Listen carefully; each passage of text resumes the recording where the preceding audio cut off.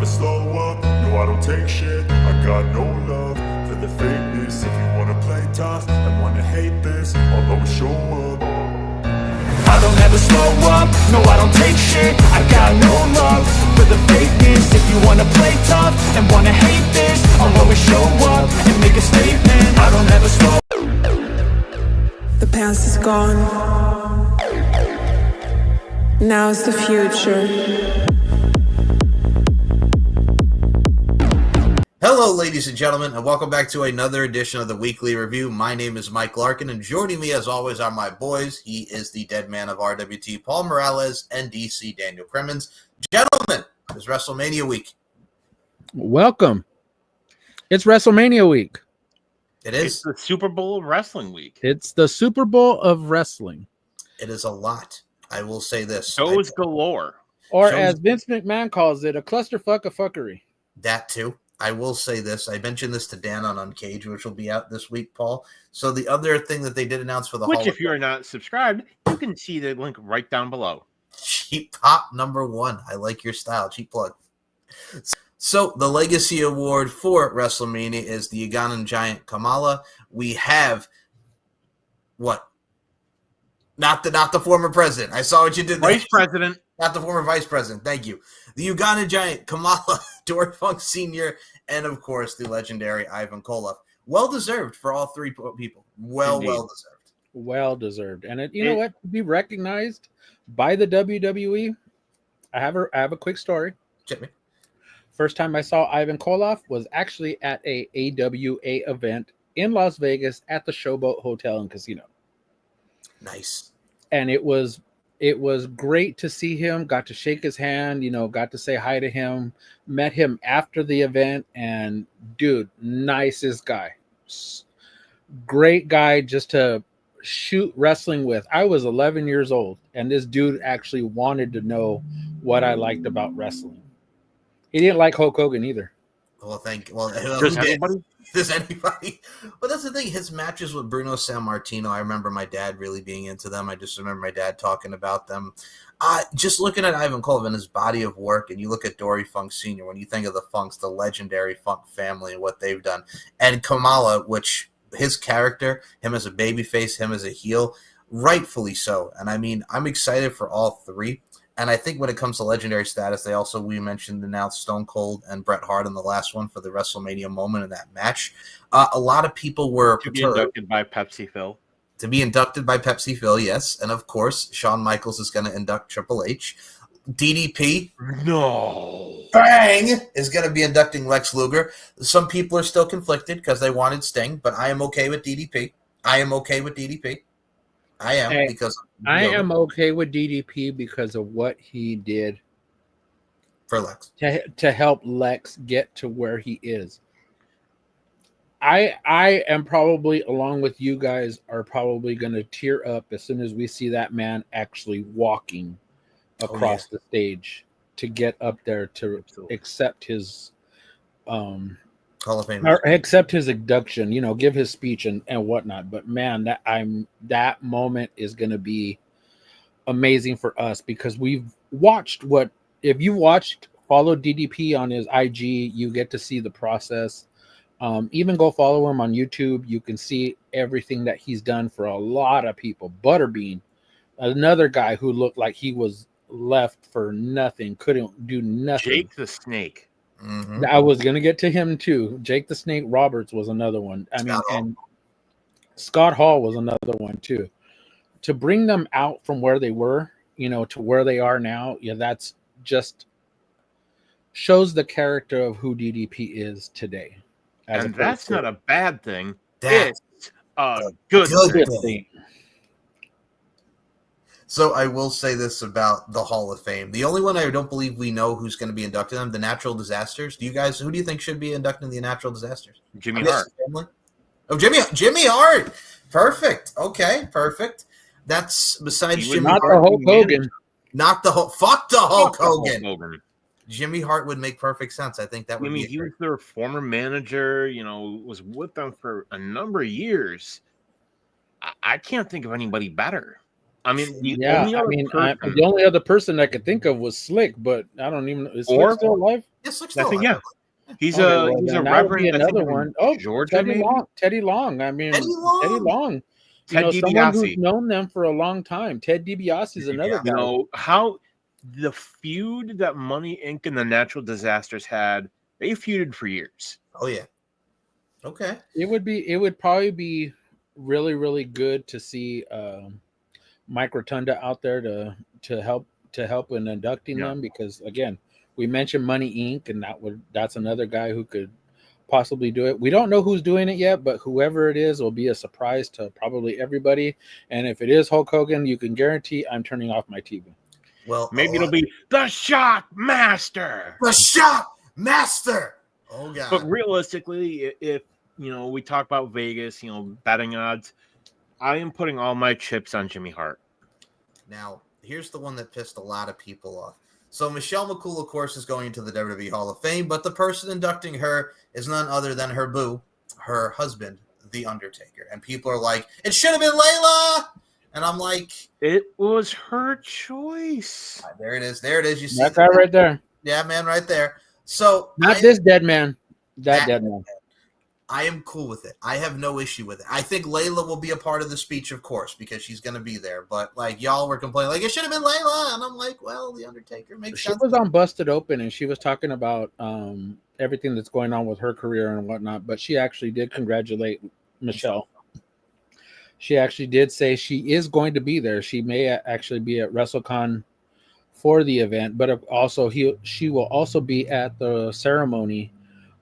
It'll be great for them, to catch up and everything. I mean, I'm pretty sure they're still friends, and they don't. I mean, I know that they're still friends. I didn't mean to say it like that, but they're friends. They'll reconnect, and eventually, at some point in time, we may actually get cool in the Hall of Fame.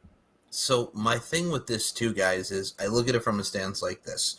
When you look at the Hall of Fame, the only thing I will say is when it airs on Friday, folks, for Daniel and I here on the East Side, East Coast, it airs at 1 o'clock in the morning. For Paul, it airs 10 p.m. Pacific Standard Time. So Paul gets it earlier than we do.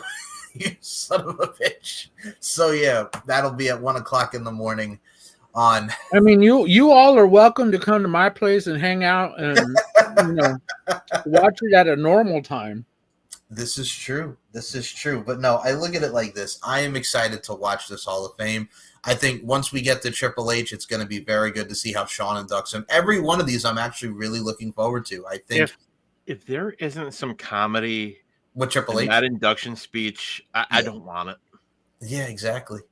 Like, it doesn't make any sense if there's not comedy, there's no DX, there's no nothing. I'm sorry. It should have, God rest his soul, Scott Hall. I wish he was here, because that would have been comedy gold to see not only Kev, not only Shawn, not only Scott, not only freaking Shawn.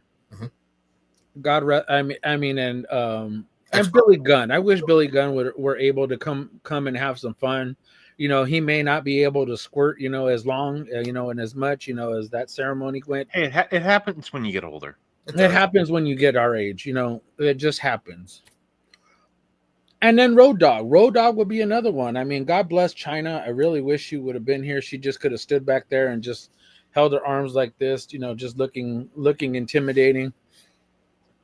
But my thing is that if Scott were here, I know that would be comedy gold with all of them being up there. Now, speaking of comedy gold in the Hall of Fame, there is someone who has a podcast called the Hall of Fame.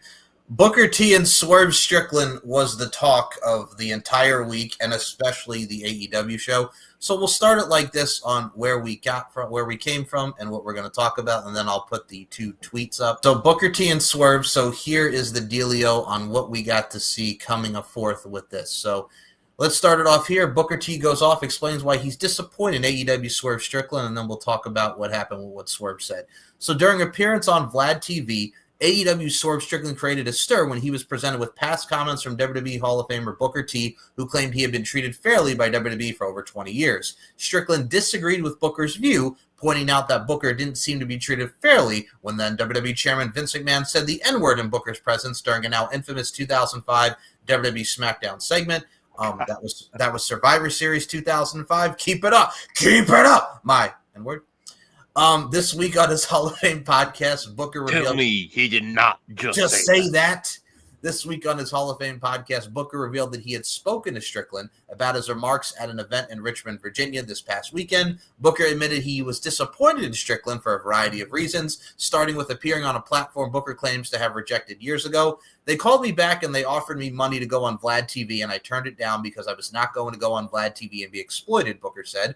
I wasn't going to go on Vlad TV and have him make me look like a fool in front of the world. I wasn't going to go on Vlad TV and say anything negative towards any black man that's ever been in this business because I know how hard it is for all of us. I told Swerve Strickland to his face how disappointed I am in him as a young brother because all I did for Swerve Strickland ever was put him over and put him on a pedestal as being one of the best out there that never did it. He deserves being the AEW champion, and for him to say something like that about me, I don't know if these guys think racism stopped in 1990 when I got in the business, but it didn't.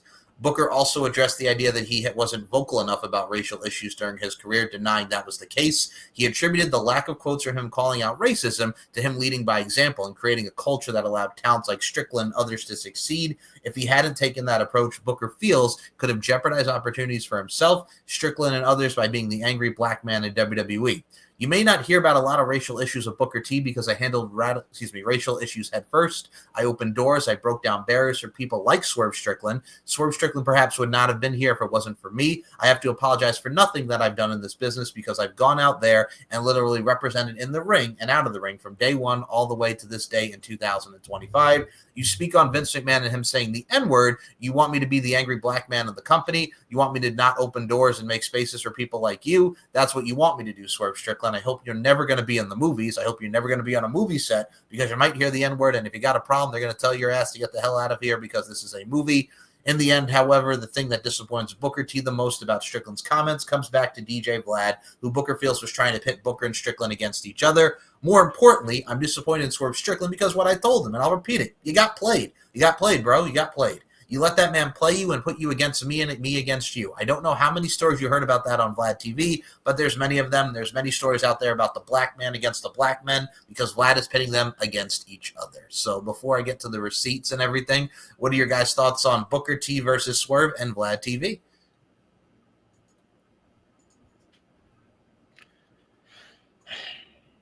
Take it away. It's just fucking petty, you know? Yeah. Like, why the hell are we bitching about who goes where? And why are we responding? Like, it comes down to exactly what Booker said. Booker said that Vlad was pretty much pitting one person against another, and at the end of it all, the one who's got the recognition, the one who's getting talked about, is Vlad TV. You know, he's in the middle of all this, and it gets people to come to him. You know, I'm pretty sure people are all of a sudden like, oh, well, let's find this. Oh, well, maybe we could find some more about anything else. You know, you look at one, you have one click, all of a sudden now it's like it's in the algorithm to where now you're looking at everything that he does, and it's what he wanted and it's what he got. Controversy, you know, equals ratings, you know, and same thing is what's going on here. You don't have to like it. You don't have to agree with Booker T. You don't have to agree with Swerve Strickland. What Vlad did is what Vlad did, and what he got out of it, well, he's getting clicks. Well, I can't watch his stuff because he has like 65 parts of like a one interview that he does. It makes it makes me itch. So DJ Vlad would respond by saying, just saw a video with wrestler Booker T saying he refused to do Vlad TV because I got people locked up. That's a lie. Booker T was booked to do my show and was at my studio, but I was running late. He's mad that Swerve brought up Vince McMahon using the N-word around him in a video. And here's the DMs from 2020 that Vlad put up. And they read, interested in interviewing you from Vlad TV. We recently did Mark Henry. Hey, what's up, bro? I'm definitely interested. What all would you want to cover? I'm based in Houston, so we could do it over Zoom or something. Interested in covering your career like I do in most of my interviews. We have had a cameraman in Houston, so we can do it remotely that way. We can go to your location or look for a studio. Yeah, if you want to meet me at my studio where I do my show, we can do it that way. When would you want to do it? I'm normally free on Thursdays. Send contact info. My assistant will coordinate. And then they were setting up the interview. But Booker T would come back and say, not so fast, my friend. as he said, if I'm lying, I'm dying, like he's Roger Klotz on Doug. So here is Booker T's responses back to Vlad. Let me know if you still want to do the interview. We'd hit your guy a few times, but haven't gotten a response. Let's do a call. I want to make this right. Let's do the interview. Perfect time with that song blowing up. I believe he's referring to Bad Baby. Thanks, but no thanks. Okay, fam, I'm disappointed, but I was late for the interview, so I understand. Congrats on the massive success of the new song. I'm still a fan. Take care. What if we pay you an appearance fee? So that's Booker's response to DJ Vlad. So what are your thoughts on the exchange that they had there, where they're both showing receipts to one another? Receipts! Again, who the fuck cares? Why does this matter? I agree with you, but this is It's a stupid, petty social media beef. How old are you two fucking people? Well, Booker is what, in his 50s? Grow the fuck up. I feel you. And then we get to the nooks and cranny of this. So we'll talk about the... Are you trying to wind me up? Well, you are. Ow.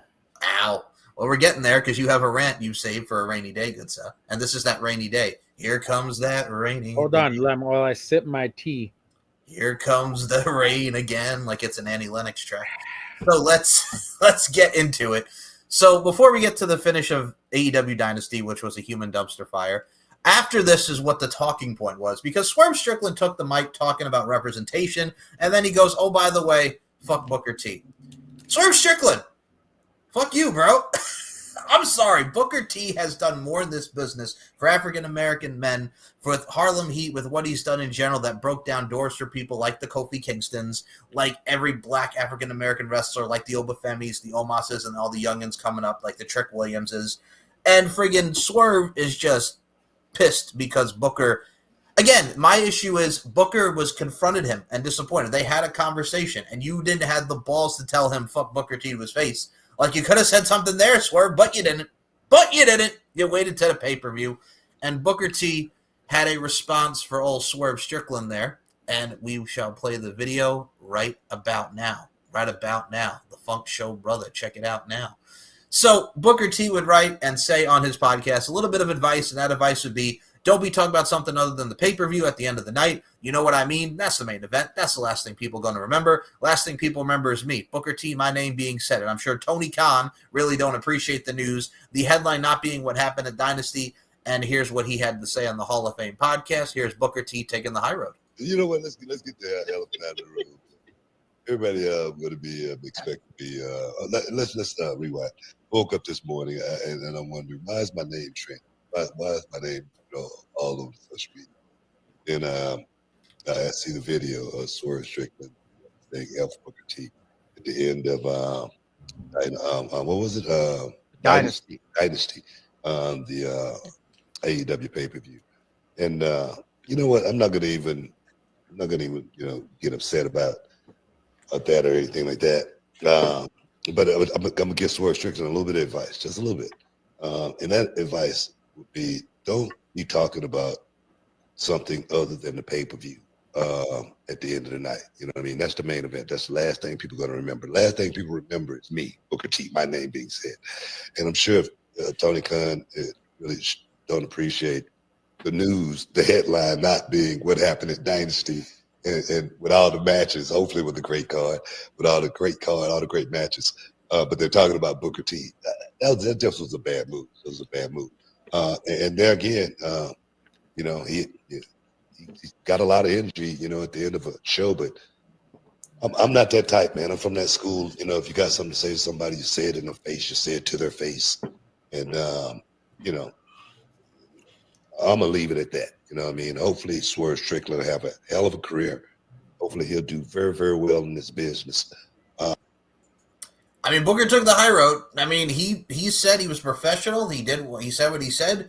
Swerve, not so much. And then the NXT crowd would then later chant, fuck Swerve, all hail King Booker. All hail King Booker. Booker. So I got to say this. I think this whole thing just blew up. If I had to choose a side, I'm going Booker T all day. I think Booker nailed it 100%. What do you guys think? I'm team neither because it's fucking stupid. Like, I feel you. I'm with you. I'm with you too. I feel you. But yeah, this whole thing it was something. This is high school bullshit. It is. It absolutely is, dude. I'm not. Thank you. Thank you. Thank you, Daniel. Thank you, Daniel. You want to know why I appreciate you, Daniel? Daniel? Is because you came on here, you decided to speak the truth, and I am with you. Yeah. Oh, I'm just getting. Tell me up. when I'm telling lies. That's my line. Oh, Yes. sorry, my bad. Sorry, my bad. So we get real glass. Deal with it. So we get to Dynasty. Ooh. All right, here's where Daniel's gonna go off. Like if you have Dynadump. Yes, Dynadump. So the TSK, if you have not checked the review, cheap plug again, number 2. We can check out. The link will be right down here below. You can check out. Check it out if you haven't already. You can check out. Or if you want to see my completely unhinged rant and all of its massive, massive glory, it was glorious. Glorious. So this finish, I'm not even going to talk about the pay-per-view just because that pay-per-view was what it was. The only thing everybody's talking about is the main event. I mean, we'll get to everybody's favorite uncle in a minute here. That piece of shit clown. So the main event was that monkey clown looking motherfucker. So John Moxley wrestled Swerve Strickland for the AEW World Championship. This match, they brought a ladder out in the middle of it, and I'm like, when the hell did this turn into a no disqualification match? And he Swerve stomps Moxley through the table. They go back and forth. Swerve has the better of Mox, and it looks like he's about to win the championship. The lights go out, and the Young Bucks are in the ring, and they give the EVP trigger to Swerve. 1, 2, 3. John Moxley is still your AEW World's Heavyweight Championship. Then they follow it up on Dynamite, where the Young Bucks are like, hey, man, peace. Like, hey, Death Riders. And I'm like, the last time we saw these guys, they were running away from the Death Riders and shredding shit and the paper and all that crap. And you have Christopher Daniels going, guys, what are you doing? You can't be running away. You're the epitome of this company. Mind you, the fact that months prior, they fucking gave the Meltzer driver to Tony Khan. And now friggin' they run away. And now the reason why they did it, I did it for Hangman. I did it for the Hanger. What? It makes no fucking sense. And then Kenny Omega comes out and cuts one of the worst promos in the history of this fucking company, pretty much comparing them to dog shit and saying that they like to sit at the chair in the friggin' corner, pretty much calling them the young cucks, and that their wives are having a train run on them by men and that they like to watch their wives have sex with other men. And it turned into this juvenile, like high school type of promo. And then Kenny had finally realized and admitted and acknowledged that friggin' the Young Bucks took him out with the diverticulitis when they forgave them, which I'm like, how do you forgive someone for attacking you after you got diverticulitis? It made no fucking sense. And now it looks like we're going the direction of the Young Bucks against Hangman and Swerve, the frenemies. Can they coexist? Vince McMahon type booking for All In, when you could have just had Swerve win the title, Hangman win the Owen Hart Classic and the Owen Hart Foundation Cup or whatever it is. I apologize. The Owen Hart Cup, and we could have had Hangman and Swerve at All In, and Hangman wins it in Texas, finally beats Swerve. There's your champion. No, we didn't do that. So we're going to get Hangman and Swerve against the Young Bucks. And you can see the excitement on my face because this was absolute dog shit. Dan, take it away. There were so many fucking finishes they could have gone with this bullshit fucking match. Mm-hmm. But instead, no. We get this fucking nerd, this goddamn clown, Anthony Khan. You could have literally anybody. Death Riders. Anybody. Bucks make no fucking sense. It doesn't make sense at all. And this does nothing to help Swerve. If anything, it makes him look weaker. Oh, well, I know people are watching and they weren't happy, but I think everything will be okay when they don't make them like Swerve even more. We know how this is going to end, and I have been saying it and saying it and saying it for months. Eddie Kingston is going to be the one to beat Mox. All right. I'm still not. And it's... Yeah. I am not done. Okay. I am just gearing up. This is indicative of fucking Tony Khan. He is no longer booking for the sickos. He is no longer booking for the casuals. He is booking what he likes. He is booking what he wants. And he's thinking, oh, it's great. You know, there was the rumor that Shane was going to come in. That would have been better than what we fucking got. Literally anybody could have done this. It makes no sense. And why would you have had this match when the last pay-per-view was just 3 weeks before? Why not have a trios match? Why not have an 8-man match? Literally anything. It makes no sense. But you cannot tell Tony Khan anything. You cannot tell him, be like, hey, we shouldn't do this. We should delay it. No, he is doing what he thinks is best. And the fucking marks, the fucking sickos, will cheer whatever this man does. Oh, we love you, Tony. You're the greatest book of all time. I love you. Fuck you. Come on, Fuck you. Fuck this stupid fucking clown, the fucking nerd, and all the nerds that worship at his feet. I am sick of this goddamn clown. Get his picture off the fucking screen, Mike. That's why I did it. All right, so get it off the screen. Tell me when I'm telling lies. Nice. I don't want to look at his dumbass face. All right, so I'll cover the face there and read what Daniel said about I can still see him. So the scrum, what happened was Tony was asked if he ever considers changing plans or calling an audible after negative fan reaction to the Dynasty main event. Absolutely, I take that into consideration. We had a lot of great moments for the fans tonight. Swerve was the most popular man in the house tonight. You had two great AEW World Champions having this match, and the return of the Young Bucks spoiled what was a great World Championship match on the night where there were a lot of fan favorite moments. That was obviously not necessarily the outcome that a lot of people were hoping for. On the other hand, I do think that Jon Moxley has been from the very beginning of AEW one of the most important figures from the very first pay-per-view we ever did. It's very interesting now. This creates a lot of intrigue to have the Young Bucks come back. It's important to remember we have not seen the Young Bucks in almost 6 months in AEW. From the very beginning, they have been instrumental in the launch. They are founding fathers. To see them come back this way and get involved in breakup could have been a great moment for the fans. That is consistent with the kind of character we've seen from the Young Bucks in recent years. I would say it creates an intriguing situation. I'll pay you! No, it does not. No, it really doesn't, Tony. Like I said, he isn't booking for the sickos anymore. He is booking what he wants. He is booking like a fucking teenager that is playing a video game and saying, oh, I like this, I like that. No, what he's booking like is every IWC member who is up his ass saying he's this great fucking phenomenon in wrestling. Like, oh my God, he's this righteous Jesus that fucking somehow is changing wrestling.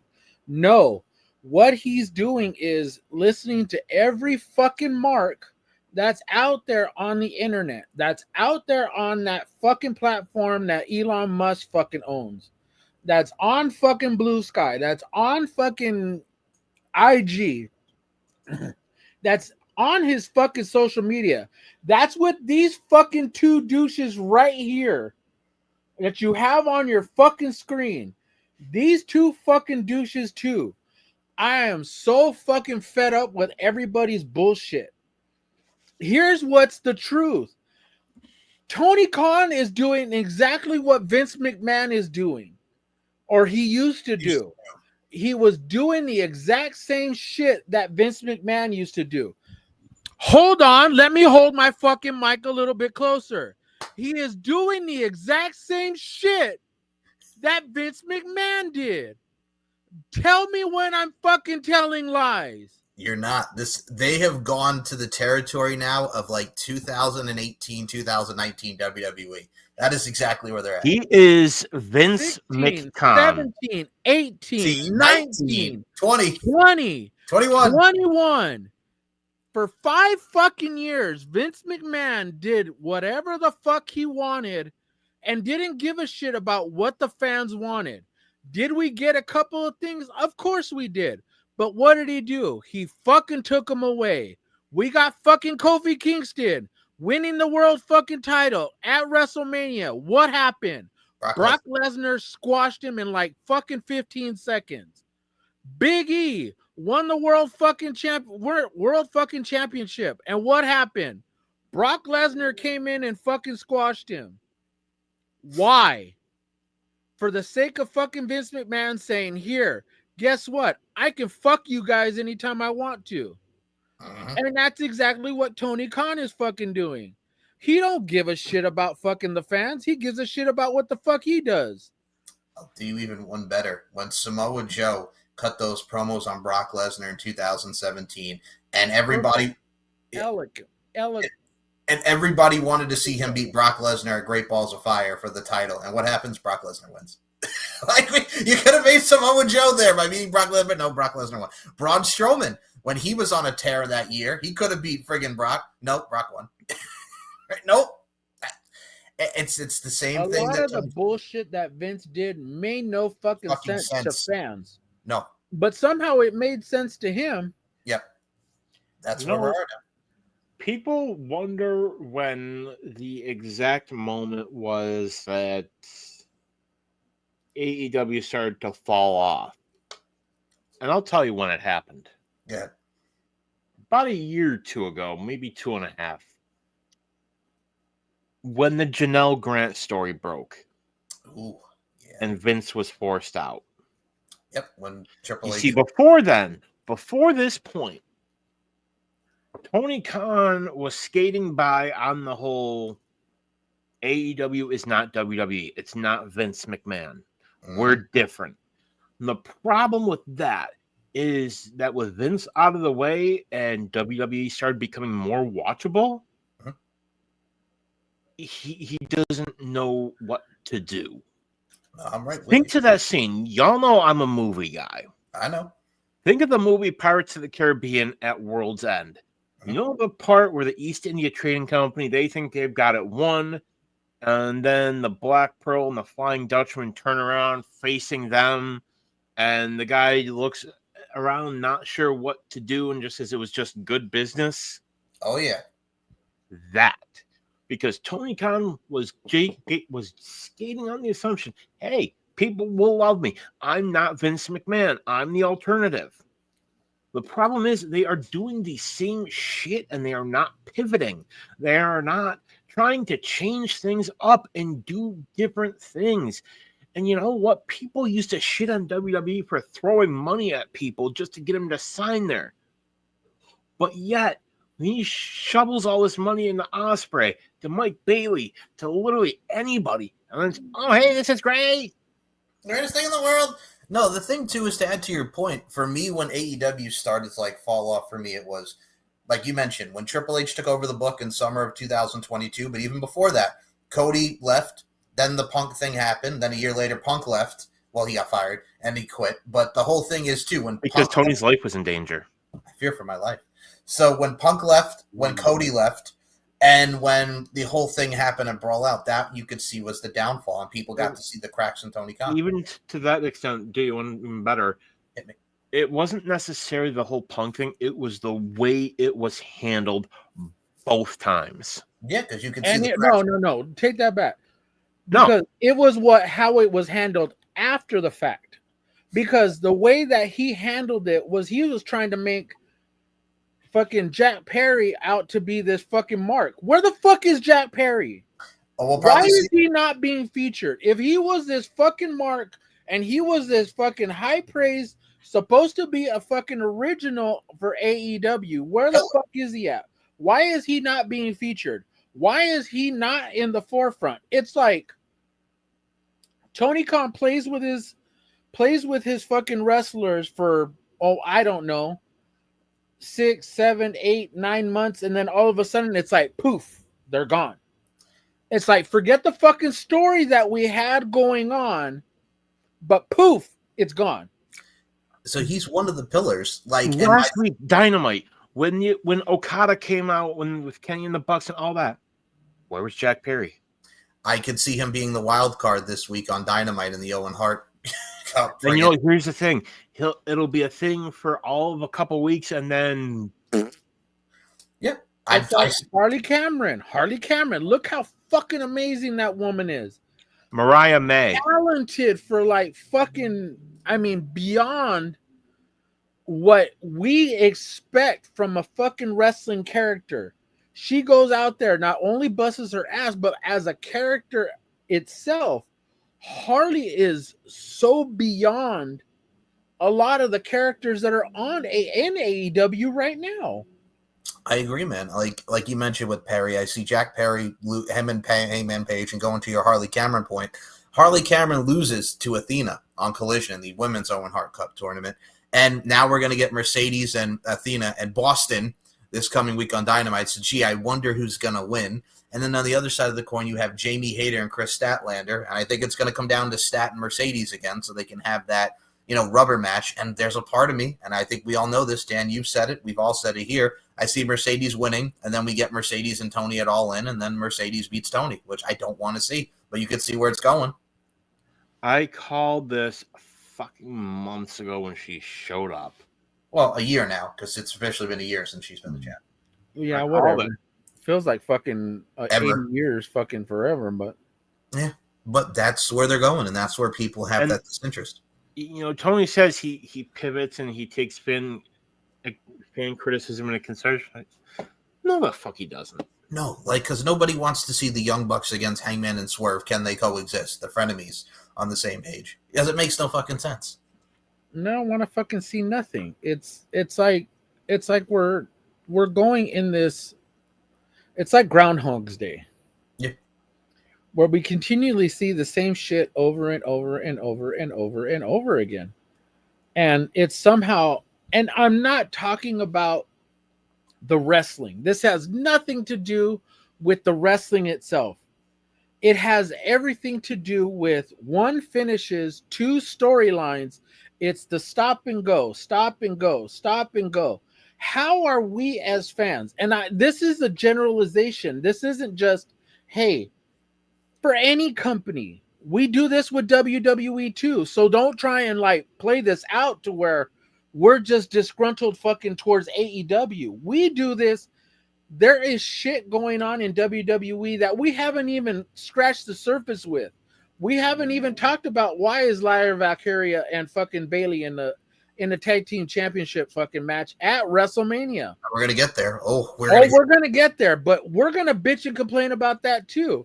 We're gonna bitch and complain about why the hell was their account out with Chelsea and fucking with Zelina Vega. Why the hell? We're grumpy and we're old and we like to complain. Yes. Well, it isn't even that. It's just nothing is perfect, but we just want to see something a little bit more consistency.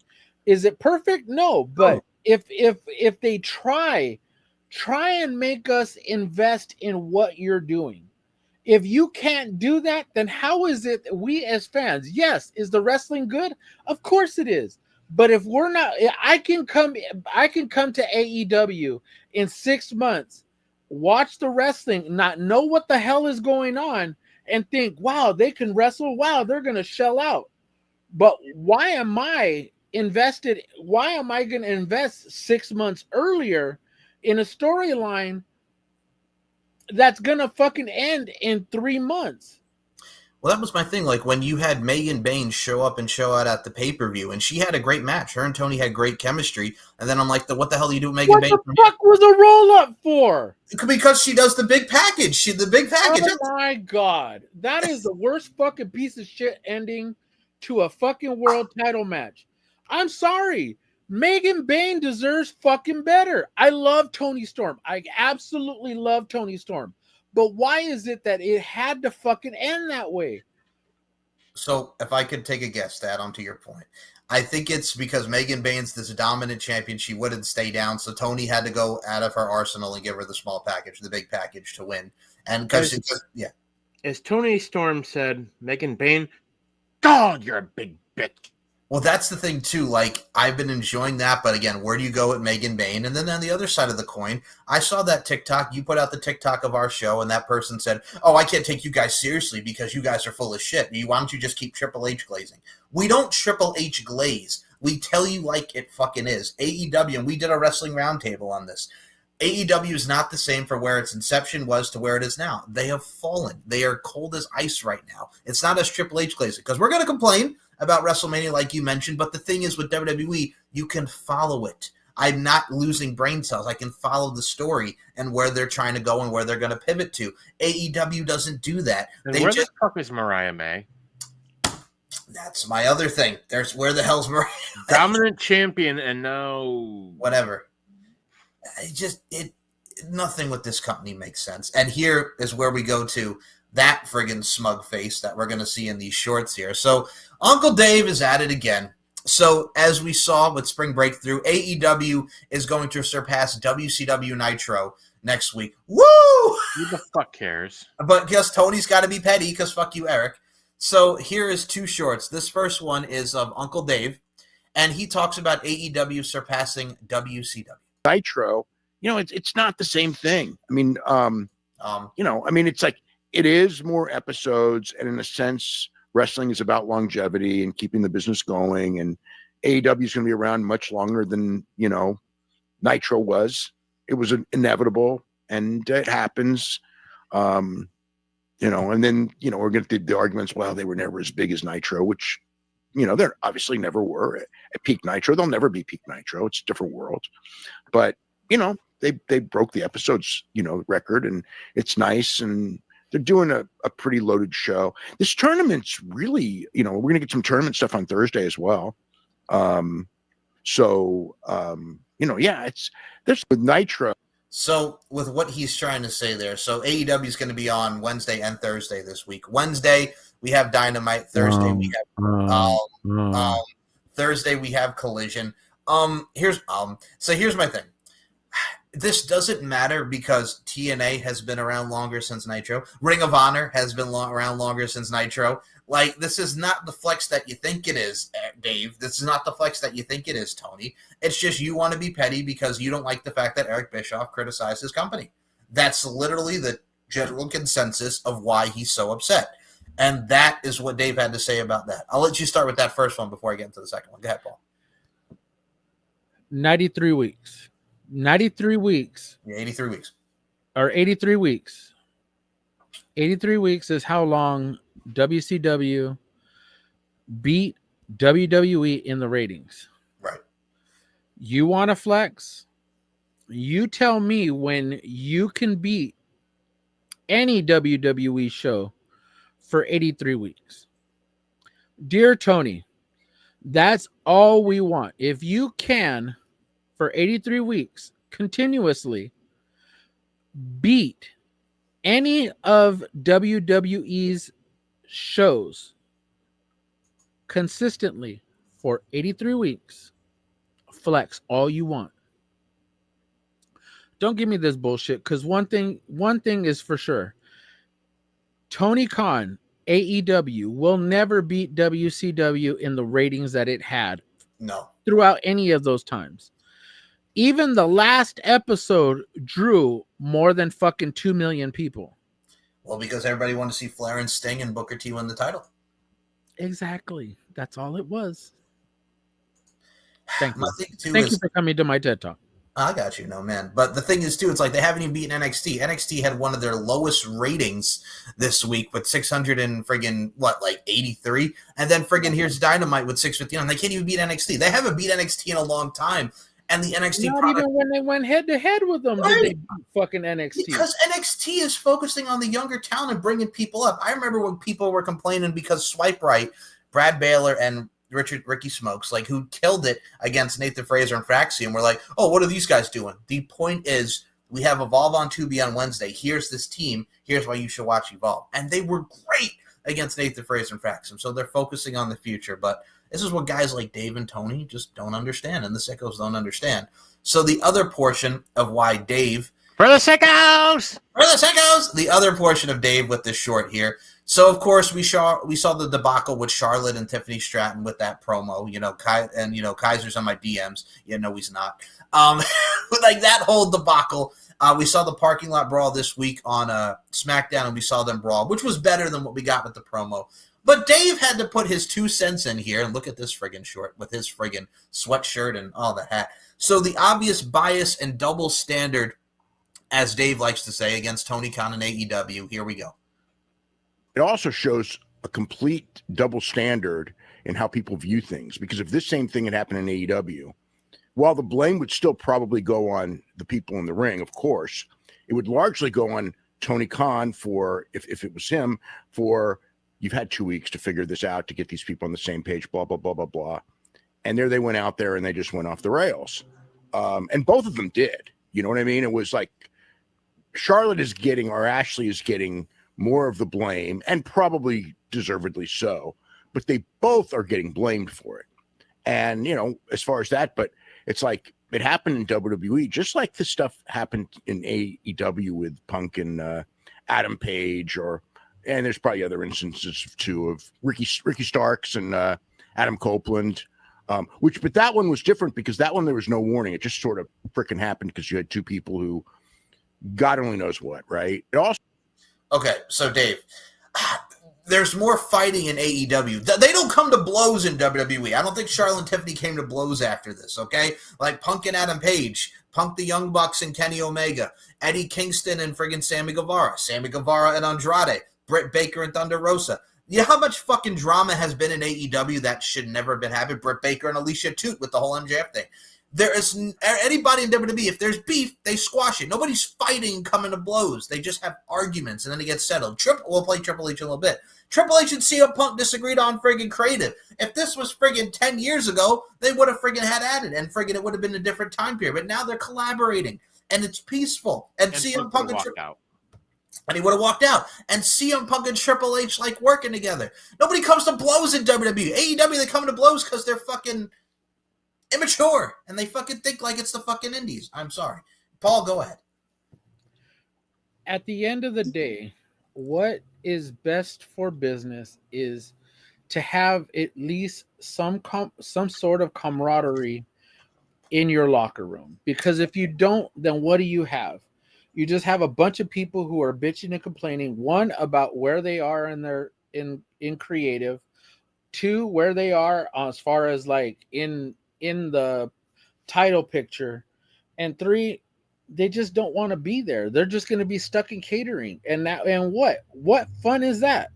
Why is it that you have two shows, which coincidentally seems to be this running theme with Tony, is like, if you're not being used here, let me send you over to ROH because we need more bodies over there that aren't doing nothing. Right, but that's the thing, too, that gets me about everything that he does here.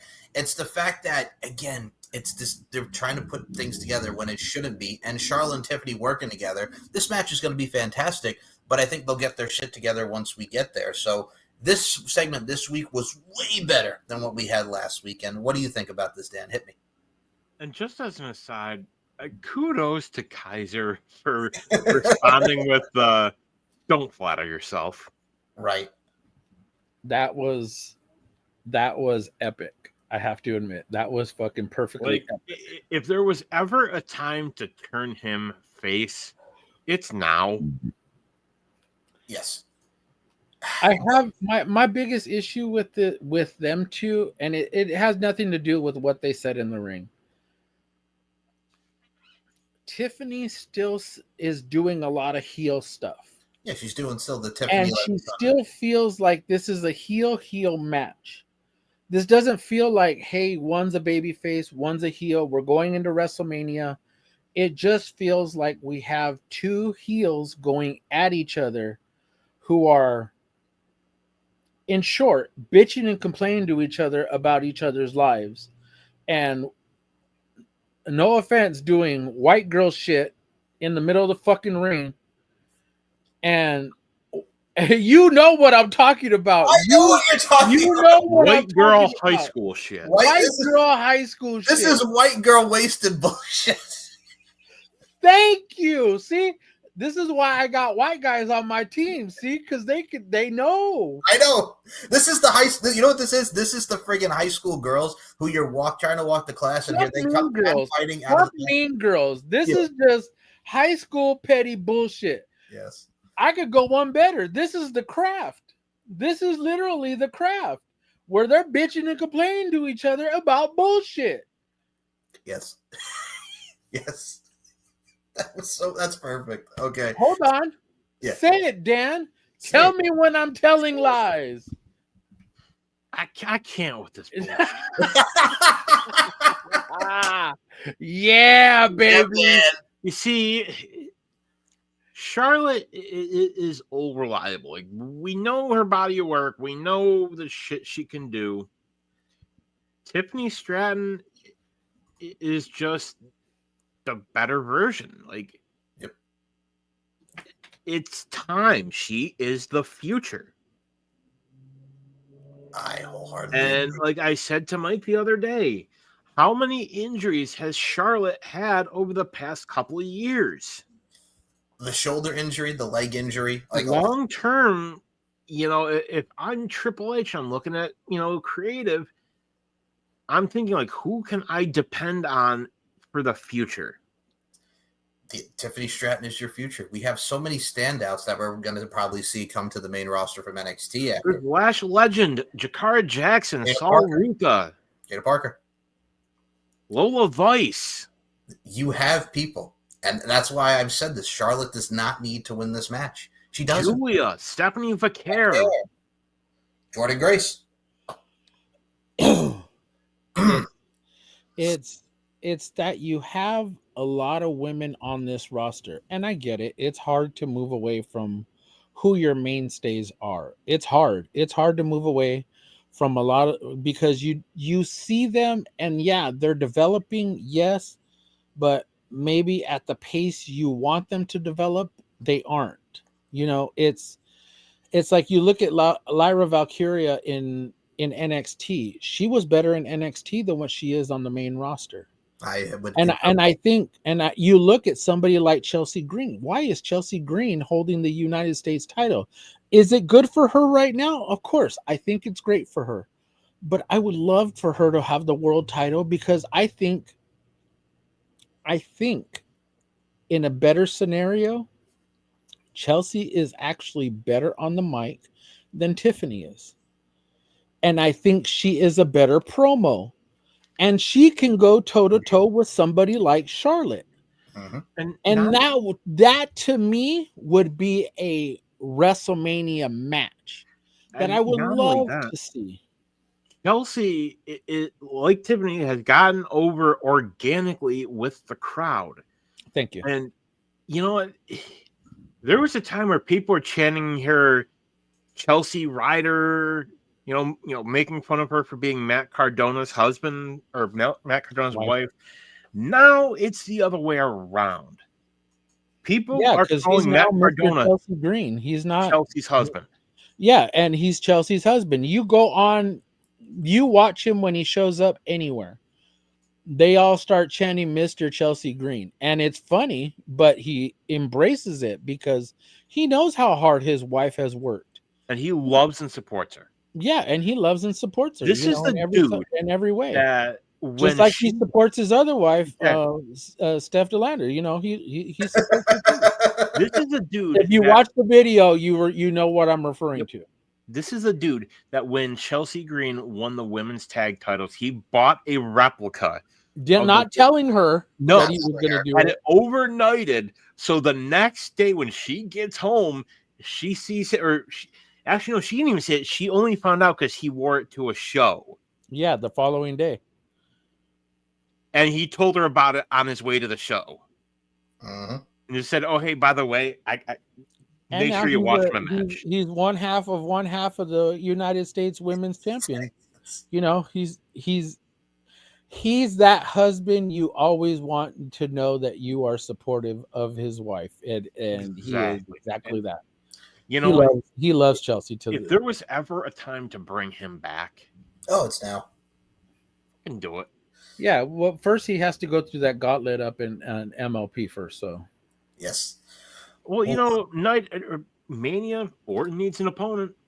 Hey, we'll get to that. So, one other thing. But all right, we're gonna end the Uncle Dave hour, and then we're gonna get to Triple H. Fuck the Uncle Dave. Funk the Uncle Dave. So, Dave has two more things here. So, Meltzer says, "What? Why are you trying to hurt us today? Because why are you trying to make us angry today? Because he likes chaos. 5 days from WrestleMania, and you are trying to anger us in to no end. I don't understand you, Mr. Michael Larkin. I'm He's sorry. a Your bully. birthday was yesterday. All a of a bully. sudden, you want to give us the present, which, by the way, we should have started this show by wishing you a happy birthday.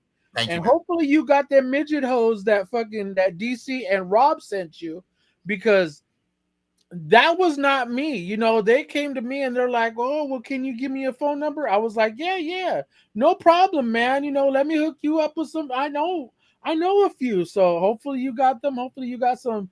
You know, like the Rolling Stones. You got some satisfaction. You know what I'm saying? I got some satisfaction. You know what I'm saying? I'll never Giggity. be a beef the verding giggity. Giggity. But I'm good. I appreciate that, y'all. But yeah, 33 never felt so good. It's a blessing. I appreciate y'all so much. So the Uncle Dave Hour finishes with Meltzer has now proclaimed that AEW Dynasty triple threat match with Kenny, Ricochet, and Speedboat as one of the greatest three-ways in the history of wrestling. Then we'll get to his house guests laughing Like at he him. has any idea what a three-way actually is. Oh! I was going to say AJ Styles, Christopher Daniels, and Samoa Joe says hello. North Korean propaganda. Oh, So here's Uncle Dave. We just had a pay-per-view on Sunday night, and usually you hype like this pay-per-view was great, buy the replay. I mean, they may have mentioned that, but I do not recall anything that got me to where like, oh man, I need to see this replay. And like they should have focused on, because there was like strong stuff. I mean, there's the hit, the significance of the finish of the main event, with the Young Bucks return and all that. The three-way was, one of the better three-way matches in the history of wrestling. It was fantastic. Kyle Fletcher and Briscoe. The tournament matches, the Will Ospreay match, Mercedes match. I mean, there's, the different championship matches up and down, Tony Storm, Megan Bayne, which was a great match. I mean, they really should have we had another great pay-per-view, because it's like, people buy these things for the next 2 weeks, especially the first week out. And it was almost like they gave up on this one for whatever reason, rather than tried to get late buys, and tried to hype it after the fact. Because did they do anything like, did the announcers ever talk about how great the three-way was? Because that should have been the main selling point, is this three-way is one of the best three-ways of all time, and you got to see it to believe it. 30 minutes and blah, blah, blah. And I don't recall them doing that. And when Kenny was out, he didn't talk about the match at all. He probably shouldn't have, because his focus should be on the future thing. But the announcers, there should have been. They showed clips of the pay-per-view, but I don't think they did any hard sells to buy the pay-per-view, which was another thing that was kind of like, just I'm watching the show going like, why aren't you talking about the pay-per-view that just happened? WWE would have these freaking newspaper, and website clippings on the top and hyping like you missed this and everything like that. And AEW just kind of nothing on that. And it was very, like in so many ways it felt just not focused. Yeah. So then how much Pornhub is fucking Dave watching? If he's watching all these three ways, how much Pornhub is he watching? Well, it got better. no, he's probably like RedTube. Well, he also Yeah, I know. I'm pretty sure that's where he's at. I'm pretty sure he's on a bunch of different places. So and then he got shoot mad at his house guests because they were laughing at Kenny, Ricochet, and the Speedboat Mike trailer. Speedboat, as they call Speedboat instead of Speedball Mike Bailey. Good. And what do you think about the three-way Omega Ricochet Speedball? 4 1/4. I'm gonna go 4 3/4. And since I said the name Ricochet again, yeah, I'm gonna go 4 3/4. I know he really likes that guy in those matches, and there was a lot to like in that match. I just couldn't take parts of it seriously. Yeah. And when I got to a point, it's like, He kind of got mad at us when we were making fun of the goofy spots. I mean, it got cute. It got PWG-ish, and totally. I'm sorry, Kenny Omega is not a PWG level wrestler. When you put him in a pay-per-view, I expect this is one of the best wrestlers in the world, and I don't feel like I got that version of Kenny Omega in this match. I think as I was watching it, he definitely paced himself, but I knew he was coming strong for the end. But yeah, there was lots of moments where he's just chilling. Alrighty, so that was his house guest just making fun of Dave for the Kenny Omega Speedball Mike Bailey Ricochet match. Look, I saw the match. It was fine. It was good. Greatest triple threat match ever? No. Like I mentioned, Styles, Christopher Daniels, and Samoa Joe, TNA Unbreakable 05. It was spot. It was what it was. And now we have Kenny Omega pinning Ricochet. Does this lead more to Ricochet and Speedball Mike Bailey, Kenny Omega and Speedball Mike Bailey at Double or Nothing? It was what it was. It wasn't a build like a Styles, Samoa Joe, Christopher Daniels. Like Samoa Joe had just come into TNA at that time. He was wrecking shop through the X Division. AJ Styles and Christopher Daniels had their feud, and they had the first instance of Joe just being like, fuck you, walking away. That too, yes, the infamous no sell and the walk away. But the thing too is there was a story built to this. This was just, we're going to get three guys who can just, flippity flop and then boom. So, yeah, that was the Uncle Dave hour. I know you guys are pretty much just tuned out on Uncle Dave and his Kenny Omega love and Speedball Mike Bailey and Ricochet, but yeah, it just, Dave. I would rather listen to Fran Drescher sing show tunes nonstop for a full day. Hey, okay. Paul, you want to comment on about Kenny Omega, Speedball, Mike Bailey, and Ricochet? No. It was okay match. It was. It wasn't. It was too. There wasn't nothing for me to be like, oh boy. Oh wow. Hey, I wasn't expecting that. Oh whoa. Hey. Oh. I didn't get that. It was too long. It was 30 minutes, much like I'll give ourselves a cheap pop. Dan and I just did the latest. You want to know why it was 30 minutes? Because Tony Khan couldn't last that fucking long.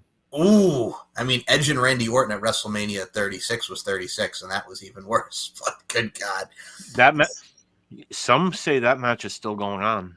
It probably still is, but yeah. Guys, again, we say this all the time with AEW. We don't hate it. We're frustrated with it. No. We don't hate it. No. All the things that we don't do. We don't hate it. But something that we will get into that we will start to criticize. But we do hate Hulk Hogan. But we do hate. Fuck the Hulk Hogan. Fuck the Hulk Hogan. So here's the Triple H part now, because he just did a show with Andrew Schultz on the show Flagrant. So he commented about the internet and the fans on the internet and the IWC. And he said, the internet is not real life. The bitching and complaining that is on there is not real life. You can read the internet and it will sound like this thing is dead. I'll use Cody as an example. Cody has already jumped the shark. He's dead as a babyface. Really? I'm in an arena with 10,000 people every night going apeshit for him. He's selling the most merchandise. Sure, whatever you want to say on the internet. The beautiful thing for our business, unlike a movie or TV show or even a book, we have a focus group every night. As we begin to tell these stories, this is working, this is not working, whether people are bitching online, the reaction of people live. Jey Uso is terrible. What are they doing? Yeeting, merch, reaction of the crowd, everything he does. It's just the opinion of a few people. And that was Triple H's thoughts on the internet and the wrestling fans. So what were your thoughts on what he had to say about the internet? Very true, very valid. You're wrong. You're wrong. I mean, he's not wrong, but, at the same time, by the way, did you check out my response to that? Because I actually did retweet something that Fightful had actually posted, and then I actually retweeted it with a very, very snarky, kind of a smart ass, sort of, response. Okay, so let us. You having a smart ass response? No. Let's pull up. Paul Not Morales. you. So Paul Morales here would quote tweet the Fightful Select article and says, now I can sleep well at night knowing that Tripp solved the mystery of the internet and it not being real life. And here I thought it was a safe space to express ourselves while bitching and complaining. Thanks for the clarification. I could go back to my miserable fake life. I mean, hey.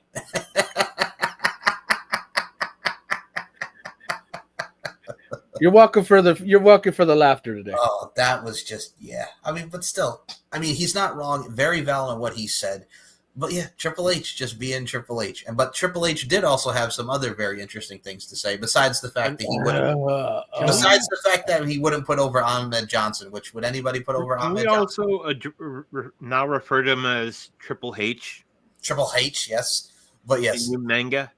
I will say this, though. If you've not checked out the comment, I think I might play that too. Triple H talking about not wanting to put over Ahmed Johnson, which would anybody want to put over Ahmed Johnson? I would quit too. I would absolutely quit too. We'll get to that. But here's Triple H talking about John Cena's reaction to the heel turn being pitched. It would have been so easy for John, who's making movies and is one of the busiest people I know, to say, look, I'm coming back for a year. Let's just give me the fucking belt. I'll go out there and do my greatest hits. Yeah. And people will love it, and I'll sell some merch, and then it'll be done, and I'll say thank you very much, and I'll ride off into the sunset. Yeah. He could have very easily done that. But when we threw the heel idea at him, he was like, fuck yeah. He jumped it. Yeah, like, man, this is challenging to me. Yeah. Like, I love the challenge. When we pitched it, and I got off the phone with John, and he seemed very excited, but within like the next 5 minutes, I got like 6 texts from him. You know what I mean? Where I was like, oh my God, he's in. Like, he started pitching ideas. Yeah, he's like, he couldn't stop thinking about it, and he had to talk to somebody about it because he was on a movie set, right? Yeah. So he just kept texting me about it, and I was like, oh, and this is piqued his interest, and it's cool to see John, who's he's been gone and in and out for a long time, and when you're doing that, you're not that same level. To see him so engaged and so like passionate about this now and what he's doing and the whole thing, it's so cool to watch. It's so cool. But now So what are your thoughts on Triple H talking about John Cena? I wish I could have been a fly on the wall in that conversation. I mean, I haven't been hating this heel turn. I know a lot of people have been very on the fence about it. I said the best week was week 3 when Crody gave him the Crossroads, and they mentioned the Tony Khan, Vince McMahon stuff. That was my favorite part of the face-off. We're going to see John on SmackDown this week. But, yeah, I mean, John is really coming to this on with this heel turn, and he's letting out a lot of the frustration. So, I mean, I'm here for it. You have to look at it like this. It's like it reignites his fire. Like it reignites his love for wrestling. I mean, granted, like Tripp said, he could have easily came back, did his greatest hits, won the title, and been like, I'm off in the sunset. Okay, here we go. Okay, I'm out of here. Deuces. I'll do my shtick. I'll do my what the hell you call those things? Make a wish. I'll do all that. I'll come back, make my promos for you guys, I'll still do that, get paid, go back to my movie sets, whatever. But as he said, it was a challenge for him to be accepted, to do this, and for him to continually keep texting Trips and just be like, oh, well, what about this? What about that? Oh my God, I need to do. Oh my God, I need to do that. If it reignites his passion for wrestling, yeah, I'm here for it. I think that's the main thing, and I mean, this also kind of ties into passion for wrestling. 2 very passionate mindsets. Triple H and CM Punk. He talks about his renewed relationship and working on creative with him. When he came back, he and I had a phone call, and I meant this when I said it to him on the phone, because there had been moments and times where we'd try to reconnect or whatever. And I think a lot of times our disagreements over the years came down to just bad communication with each other. And there was probably a dislike of each other. 10, 12 years ago, you'd have been like, hey, I need you to sit in a room with an hour and collaborate with Punk. I'd have been like, oh, like this, I'm going to pull my own teeth out, right? Now I'm like, oh, that'd be awesome. He's going to be here tomorrow. Like, he's going to sit with us for an hour and do creative. Love it.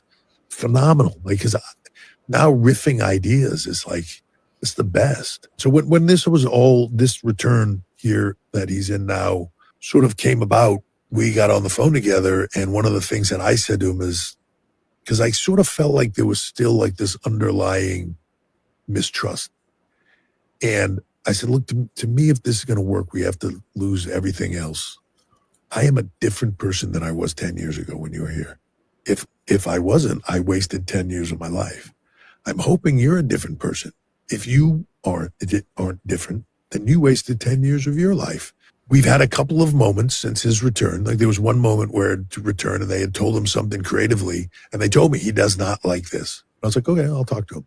Went and talked to him, and I was like, what's going on? I told him the creative, and he was like, that's good, whatever. And I was like, I know you don't like it. Everybody's told me. So, like, let's be open. He's, well, so then he complained about what it was. And I said, okay, let's go sit and talk about it, come up with something good. And that sort of changed the paradigm shift for us relationship wise. And now part of like, it's a funny thing for me to even say, like sitting down and being collaborative with CM Punk is one of my favorite things at TV because he shares a very similar view at the end of the day of the business as I do. So I would just like to say, Tony Khan, this is how you communicate with people and do business, number one. And number two, that right there, like we mentioned the Stone Cold Steve Austin podcast like 11 years ago when Punk had just walked out and everything that happened there with Triple H on it. And he's talking about like, people would tell me that he was upset, but when I talked to him, he'd be fine. Now, 11 years later, they're different people, they're communicating, and it's a great part of the creative process. You love to see him and Triple H, who have been at odds for years, and they didn't like each other, didn't want to be in the same room, and now they're communicating with one another. It's a beautiful thing to see, guys. It's PC. It's definitely a change, and I definitely took to heart what Triple H said when he said, "I'm not who I was 10 years ago. Right. If I am, then I wasted 10 years." And honestly, I think that's something that any of us can apply to our lives. If you are the exact same person that you were 6 months, a year, 10 years, whatever amount of time, if you are that same person and you haven't changed even in the slightest, you've done something seriously wrong. And you can see that Punk is having fun with what he is doing. This isn't the CM Punk that we saw 10 years ago, 12 years ago. This isn't the CM Punk that walked out, after the Royal Rumble 11 years ago. We're not seeing the same guy. This is a guy who is enjoying what he is doing, and he has made magic with Drew McIntyre, made magic with Seth Rollins. To the point where I'm really excited to see how the triple threat match at Mania plays out. So hold on. Let's talk about this though.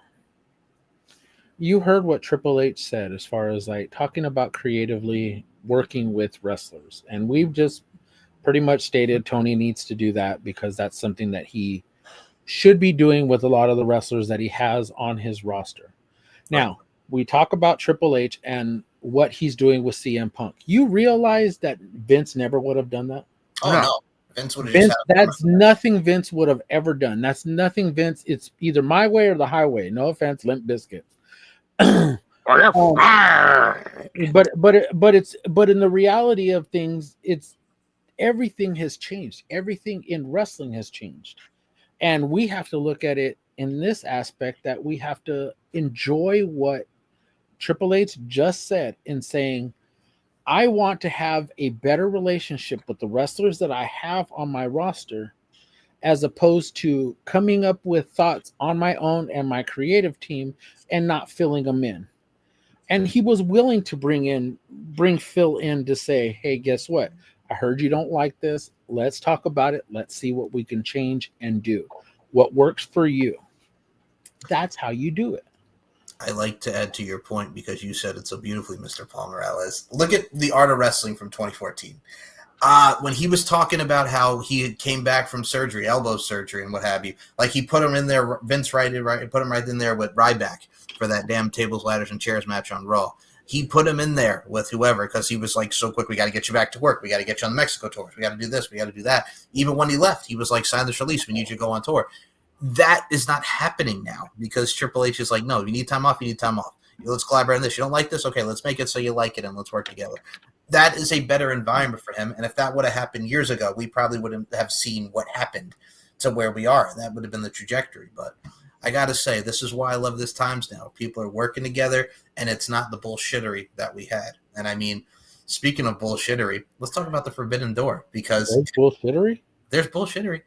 So this was very, very popular. The Rock put on his Instagram with the Rubik's Cube wearing a New Japan Wrestling t-shirt. And this got people talking like if they do something with New Japan, I just want to see Tony Khan just go absolutely hate shit. Why are you working with them? Go fuck yourselves. Hold on. Yes. Is Tanahashi not finishing up his his run as a wrestler? Hey, He did just have his last American match. No, he just had his last Japan match, didn't he? That is No, his correct. last American. Okay. His last American match? All right. I wonder if that may not be his last American match. We shall see. Tanahashi-san, please don't wake me! Shinsuke Nakamura? Hey, Nakamura and Tanahashi. AJ Styles?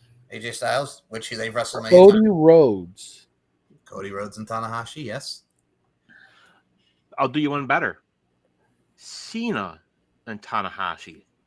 The two Cenas. Hear me out. R-Truth and Tanahashi. In the middle of the Tokyo Dome for the WWE Undisputed Championship, John Cena defending against Hiroshi Tanahashi.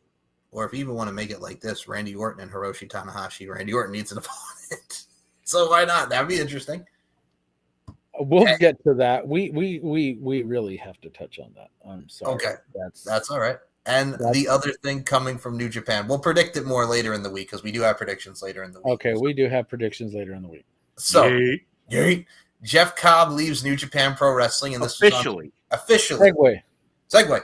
So this was on the New Japan website. New Japan Pro Wrestling has come to terms with the departure of Jeff Cobb at his request. With Cobb one half of the IWGP Tag Team Champions, those titles have now been vacated. Cobb's final match in New Japan will take place in Corrigan Hall on April 19th against Hiroshi Tanahashi. New Japan Pro Wrestling profoundly apologizes for the sudden nature of this news and joins fans in wishing Cobb the best in all his future endeavors. NXT bound. Give me Obafemi and Jeff Cobb. That's all I'm saying. Thank you. Because somebody else actually mentioned that already. One, Daniel Crimmins actually said Jeff Cobb. And if we can run this back because we had a couple shows back when they said that he was going to sign with WWE. Mr. Daniel Crimmins over here, we started naming off a list of guys. Solo Sikoa, Jacob Fatu, guys he can wrestle in WWE. Obafemi being another one. Trick Williams being another one. I mean, if he's coming to NXT, him and Hikuleo, I'm fine with that. That would be a run it back. Mm-hmm. I'm excited, guys. I think this his last match is the 19th. April 19th, yep. I mean, it's too late for NXT because I think NXT is the 19th. Yeah, NXT is the 19th. And that's a long fucking flight. Oh, yeah. To Las Vegas? Whew. As someone who's been to Las Vegas. Well, actually, if he's already been in the States, that's not really that long of a flight. Oh, wait, he wrestled the other day, huh? Well, he's doing Japan. He did one on Saturday, I believe, for New Japan. He could show up at NXT. We're recording at the time we're recording this. It is 12:31 a.m. on Tuesday. Yep. So he could, but I think we'll see him. Has a kitty. Anyway, Dr. Evil. He could show up. No, you're the one with the bald head. You should be the one to be held in the cat going, blah, ha, ha, ha, ha, ha. Mr. Bigglesworth. But yes, we are on actually Tuesday, which I guess if you theoretically look at it, he's still in the States, I think. And we will find out when we actually do our prediction show on whether we got right or not. Absolutely. So with that being said, I think we'll close out with some fun Ahmed Johnson story, but let's get into the actual card because it has been procured now. So here is the WrestleMania Night 1 and Night 2. So Night 1 will feature the War Raiders and the New Day, Jade Cargill and Naomi, which I am so looking forward to because they have put that up great. Naomi has really come into that psychotic heel. Love it. I'm digging her. I'm digging what she's been putting down. I'm digging the fucking razor blades, the freaking caution earrings. I am here for it. My wife and I are ready for it. LA Knight and Jacob Fatu for the Yeah. Tiffany Stratton and Charlotte Flair. Now, this is one people were like, oh, God, why is this on the show? Rey Mysterio against El Grande Americano, who is Chad Gable. May or may not be Chad Gable. No, he's not. Look. You got no proof of that. I saw the comparison of this, and I loved it because I was there for this match. It's Rey Mysterio versus Kurt Angle SummerSlam 2002 vibes. If you let Chad Gable go, and this is Chad Gable's first ever match at WrestleMania one-on-one, and who better than Rey Mysterio? Correction, it is El Grande Americano. They are not the same person. You cannot prove it. Yeah, and Owen Hart wasn't the Blue Blazer. I want this to be a mask for mask match. And if anything should happen, I'm not saying Rey Mysterio needs to lose by losing his mask, but it would be very, very interesting if Rey Mysterio has his last match with El Grande Americano. Okay. And it be Chad Gable. I got an idea for you. Hit me. Here's a finish. You don't do the mask versus mask, but imagine something happens. El Grande Americano gets, tossed out of the ring, rolls onto the ring, comes back out in the ring, hits Ray with an angle slam, and then the other Grande Americano comes out. They reenact the whole doink thing from WrestleMania 9. God.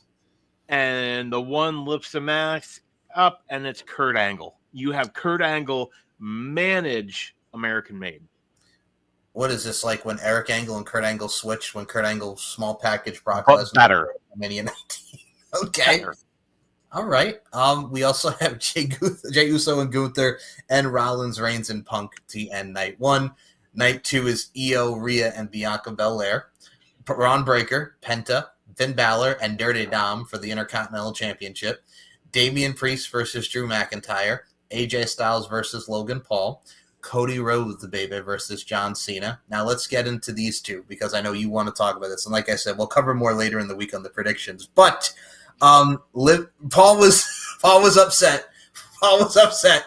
Liv Morgan and Raquel Rodriguez defend the women's tag titles against Bayley and Lyra Valkyria. Can they coexist? Because Lyra beat Bayley to retain that women's intercontinental title, but Bayley still has her sights on it.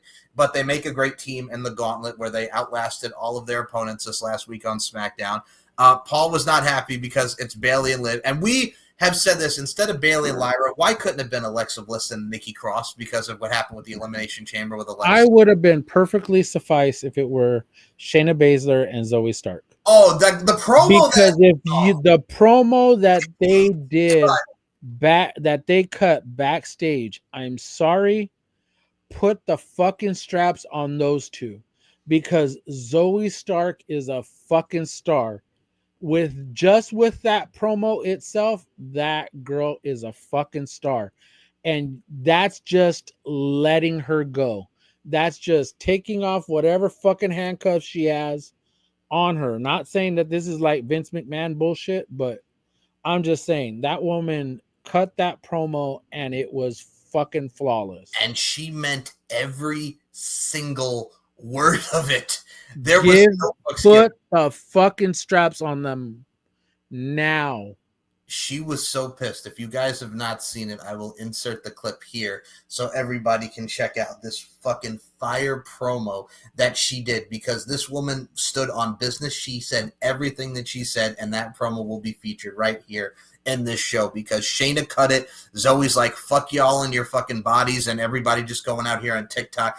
If that doesn't invest you and entice you in Shayna and Zoe Stark, I don't know what will. But yes, the promo will be inserted here. Here's the problem. Is that you have two great athletes standing right here in front of you. But do you want to give us a chance? No, you want to know why? Because we don't show our asses and our and that's really what it comes down to. We never get the time. It doesn't even matter. It doesn't even matter that it's that. It's that this is a constant uphill battle. You cannot tell me that we can't get stuff done when you don't even give us the opportunity. And the opportunities you do give us, they're absolutely. And you know what? Yeah, I'm gonna cuss right now because that's exactly how we are feeling in this very moment. We don't get our opportunities. No, in fact, we get screwed time and time again. The fact is, we're two of the biggest stars that you have, but you refuse to use us like we are, like we should be used. Wrestling should be about wrestling. Nothing else. And you somehow stack the odds against us so that it is everything but. And that's the problem.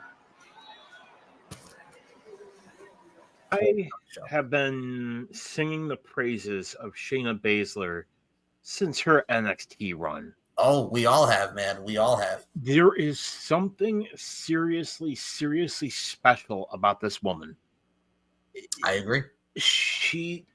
There is nobody that looks and wrestles like a Shayna Baszler. No. She is somebody that brings legitimacy to the sport of professional wrestling. And, not unlike Ronda, Shayna can actually have a great match. Yeah. I mean, we've seen that with Kyrie. We've seen that with Ember Moon. Anybody. Rhea. Oof. And and if you go watch fucking Josh Barnett's fucking Bloodsport Thursday, you will see Shayna in a fucking ring that has no ropes. You're gonna see her go out there and whoop some ass. Here's my thing is that Shayna is so fucking good that she could work with anybody. She could work with a broom in the middle of a ring, and the broom would probably win, but it still wouldn't matter because Shayna made it look fucking amazing. Fuck yeah, man. And I mean, like, she's one of the unsung heroes, and I know her role is to make the young girls look good, which is cool, and she does an amazing job with it, but put some respect on Shayna Baszler's name. That's all we ask. It's just put some respect on her and Zoe Stark's name, because when Zoe Stark came in during the NXT 2.0 days, and, her and Io Sky were the tag champs, and she became a face, and then she became a heel, and then she went over to the main roster, the match she had with Rhea, and her teamwork with Trish Stratus. Like, Zoe Stark deserves the flowers. Like, give that woman her fucking flowers. Something. Give her something. You know what I think would do wonders for her? What's that? Money in the Bank. I like that. I would totally be for that, cashing in on Lyra. I would love to see her and Lyra go at it. Yeah, because I think she would be one that would be deserving of holding that Intercontinental title, because if she could cut the promos like she did that we just saw, I'm here for it. I am here for it. Give me that Zoe Stark all day.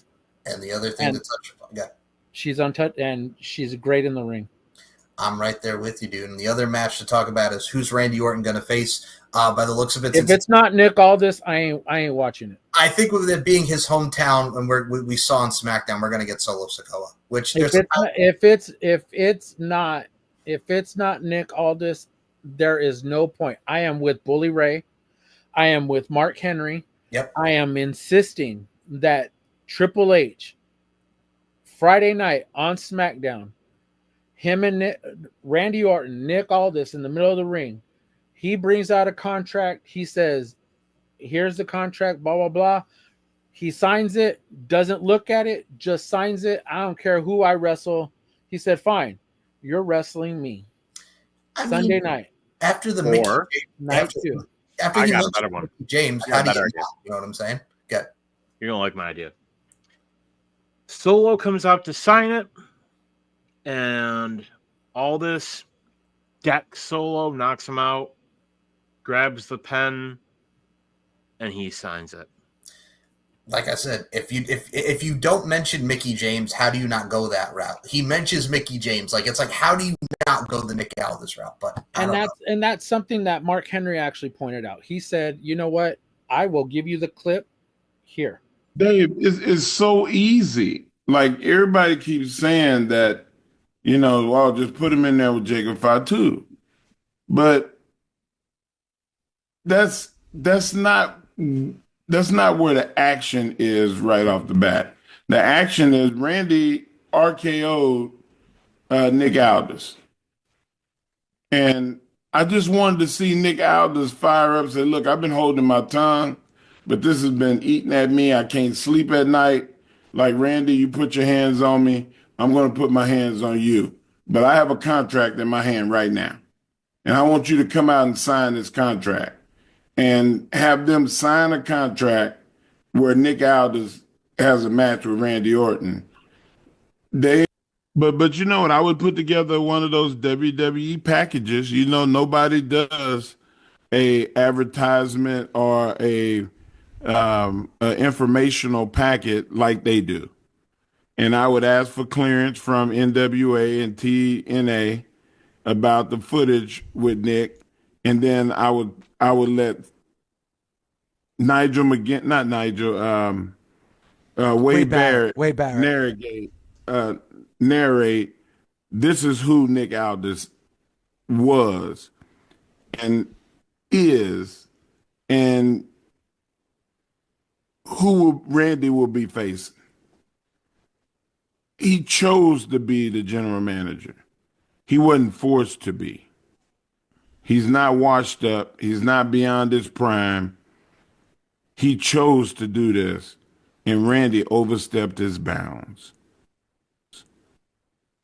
And Randy, if he looks over Nick for 1 second, he's going to find himself looking up at. Now, look, Mark was perfectly right with what he said. Mark was spot on with what he said. You have the opportunity to put Nick Aldis, who was one of the longest reigning NWA champions in the history of that title. Yep. Yes, we hit a pandemic. Who gives a shit? He was still out there representing the NWA. When Billy Corgan bought that company, he went out there and represented the NWA. When he was Magnus in TNA, he was still out there busting his ass, doing his work and working like a mofo. Bully Ray was perfectly right too, saying the exact same, singing his praises to the world and telling them, this is who I think should face Randy Orton, not Solo Sikoa, because there's really no story there. Did he have a bloodline thing? Yeah, he had that a while back.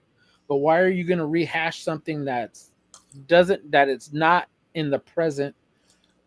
And Randy has RKO'd Nick not once but twice, and he mentioned his wife's name. So, Trips, make it happen. Make it happen. Because I get Solo's the safe bet, but it's just like, I get it's his hometown. People have also speculated Miro / Rusev and Aleister Black. The reason Miro maybe, the reason I don't think it'll be Aleister Black, they are not going to bring him back just to lose. Right. And because that what would happen, he would lose to Randy Orton, which makes no sense. Aldis can take the pin and be fine. And he gets a Mania moment at the same time. So. And yeah, that's the other reason. That's the other thing I was going to say is that he gets his moment. He gets a WrestleMania match. Does Randy really need to go over? Not really. No. And if Nick Aldis goes over, guess what? You could actually play on the fact that Nick holds a win over Randy. Why wouldn't Randy want to get that win back? We can get it at SummerSlam down the line.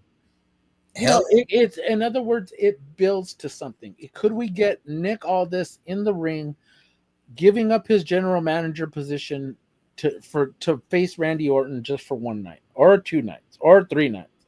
Even if this is a best of 3 series, I'm here for it. Aren't you? I mean, wouldn't you want to see those two go in the ring? I agree. I think people forget how good actually Magnus / Nick Aldis is. If you've not watched his TNA run, the British Invasion with Doug Williams, like the tag matches he had, the singles run with Sting and Kurt Angle. Put some respect on his name. Yeah, and all I'm saying is that Kevin Owens is going to be out for at least a good 6 to 9 months. If that. I'm just saying that's just kind of a rough estimate, maybe a year. Maybe longer. Maybe longer. Oh, yeah, and we don't know if this could be like a career-ending thing. We don't know that, but we're not. We know prayers that everything goes well for him. A lot. Several prayers for that man. He is awesome, but one of the best in the damn ring. But we can sit here and say, you know what? Even if we get Nick Aldis, Randy Orton, still being in that GM position. Them taunting each other, still going along the line. Nick setting them up for matches or whatever, and then coming back to RKO him again in the middle of the ring, saying, "I want another match." Randy getting over. I'm just kind of throwing this out there. We can for shits and giggles, but in my eyes, I think it should be Nick and nobody else. Here's a thought. Here's an idea. Hypothetically, worst case scenario. Randy Orton versus Mickey James. I know where you were going. No. Worst case scenario, if Kevin Owens is done, switch him and Aldis out. Put Aldis on the main roster. Have Kevin Owens as the general manager of SmackDown. You can't tell me he wouldn't be golden as a GM. Well, any role that he's in, it's going to be comedic gold. So, and it's Kevin Owens. He doesn't deserve awesome. And by the way, I went back and watched him and Stone Cold Steve Austin Wrestlemania a couple years back. Great match. Fantastic. Great match. I have to admit that was an even better match, maybe the 8th time around that I watched it. So I concur with you, my dudes. And speaking of matches, I figured we'd close this out on a funny note. So, same interview with Andrew Schultz with Triple H. We'll end it with the game. And Gama, give us Randy Orton. So, Triple H. He speaks on the time he almost walked out on Vince McMahon and quit because he had to work with Ahmed Johnson. The only one time I ever went to him and bitched in all of it, and it was because he put me in a match with a guy that was almost impossible to work with, and then gave me like the worst referee that we had, and like the whole setup was bad, and it went really badly, and I came back and I went off, and it was like, hey, fuck it, if you're going to not allow me to have the chance to succeed, then fuck that, I'm out of here. Like, you cannot give me that. You cannot put me in a position where I cannot fucking succeed or cannot win and can't even do my job, right? Like, if you put me in that position, then I have no choice but to go, because I can't overcome that. What was it? I was wrestling a guy that was just terrible. They wanted me to have this long match with him. They gave me the worst referee, which a referee can help you work around people's inabilities. Because like how? I can talk to the referee. So if I need a guy to do something, he's not doing something right, I can't just always walk over there and tell him, like, fuck, right? Like, so you tell the referee. So I'm like, fucking tell him to stop doing that, and fucking, you know what I mean? Yeah. Like, and the referee can go over and tell him, he said, stop doing that, do this, right? And I have enough experience to where guys will listen, but I need that. Sometimes you need the help, especially on live TV. Yeah. Or even tape TV. You just need to have that help. Who was the guy? Ahmed Johnson, a guy named Ahmed. Oh, I He was remember. just terrible. Yeah. He was like injuring people in the ring, right? He was hurting people, and he was just big, and just big steroid looking dude. Yeah, and you couldn't understand him, and he had an attitude problem, and just that's him. And it was just one of those things. And when I came back, I was pissed, and I went to Vince and I got a promo on him, and I thought he was going to go off on me. Well, fuck, I told you, if you don't like it, fuck you, get out of here, whatever. And he didn't. He was like, that's fair. That's fair. And I was like, okay, well then fucking don't do it again. I just walked out. Yeah, if I was him, I would have walked out too if it got me friggin' Ahmed Johnson, who hurt everybody. It's sad because Ahmed Johnson, he had the look of somebody that should have been something. I mean, he had potential, but he was friggin' an attitude problem. He hurt people. And then his brief WCW run as Big T. Harlem Heat, fucking bullshit. Yeah, and he was a big. Yeah, he gained a lot of weight. But that's the thing. Ahmed Johnson had potential, like you mentioned, Daniel, but it's just, if he wasn't such a dick, he got his ass kicked by Farouk. He claimed Austin was a racist, which was not true. And he had that thing. He had the beef with Mark Henry. Like, he pissed off a lot of people. The Rock. Like, it just. And Mark Henry is the one person you don't want to piss off. Oh, God. Fuck that. No, you don't. Please, of all the people you don't want to piss off in this world, is Mark Henry. Are me and Mark Henry. Or and Haku. And Ron Simmons. Oh, no. And Haku and Ron Simmons. Okay, well, we could go there. Because Haku will hurt you. Oh, yeah. But. So will I. That man scares me. Haku scares the shit out of me. And that's the thing. It's just when you're working with people, folks, the point is don't be a dick and do business the right way. And don't be an Ahmed Johnson is the point of that story. Don't be a Johnson. I like how you put that there. Very nice. And I think that's the best way to close it out. Don't be a Johnson. Don't be a big Johnson. Big Dick Johnson. With that, why you got to bring that name up? I know, right? You're doing so good. Come on, you can't tell me that Magic Johnson didn't have the best porn name. Okay, that's another story for another time. That right You're there. welcome for that little tidbit. I saw that on IG one day. Oh shit. Okay, so with that being said, that concludes another. My pen is huge. Thank you. That concludes another edition of the Weekly Review. We'll be back later in the week with predictions. We'll get Rob and Nikla for a little deep into the heart of wrestling weekly review type vibe. Woo! So with that being said, Paul, where can we find you on social media? I know you just did a thing with Kicking Out at 2 and our fine friends over there. Plug it, man. Of course, you can find me. My name is right there, the Dead Man of RWT. You can find me on X. You can find me on Blue Sky. You can find me on TikTok. You can find me on YouTube, where you can find all my friends right here, these two guys. And, of course, you can follow my friends at Kicking Out at 2 because, of course, I also was on their podcast a couple weeks ago when I was in Vegas, and it was an excellent time. Shout out to Mike and to Victoria. I love you guys both. I will sing your praises till we're done with this bullshit. I'm just joking. Not this bullshit, but I mean, bullshit in general. Just look, I'm showing y'all love. Look, just be happy. I show us love. I show y'all love. It's all love. Well, but anyway, DC. I already know where I can find Michael, but where can we find you, my brother? Mike will be putting the Instagram in the link. Pundit is coming back on Wednesday. It'll be uploaded Wednesday afternoon, and you can catch me on Kicking It with the Boys in the TSK. We just recorded the Dynasty review with my completely unhinged rant of that bullshit finish. Shout out to Mike and his cat. Pussy. Okay, so the links. My bad. Mr. Michael Larkin, where can we find you? And maybe not your cat. The links will be. Although your cat may be on Only Pause for all I know. But anyways, Mr. Michael Larkin, yeah, because we tell that to my cat. We'll get into that whole scenario another day. But right now, Mr. Michael Larkin, where can we find you at, my brother? If you want to follow all of us on the YouTube front, it's S&M Network Shows. We appreciate y'all for the weekly review, Deep Into the Heart of Wrestling, Uncaged, which will be coming out very soon. Our latest episode, Dan and I did talk about WrestleMania 36 Nights 1 and Night 2.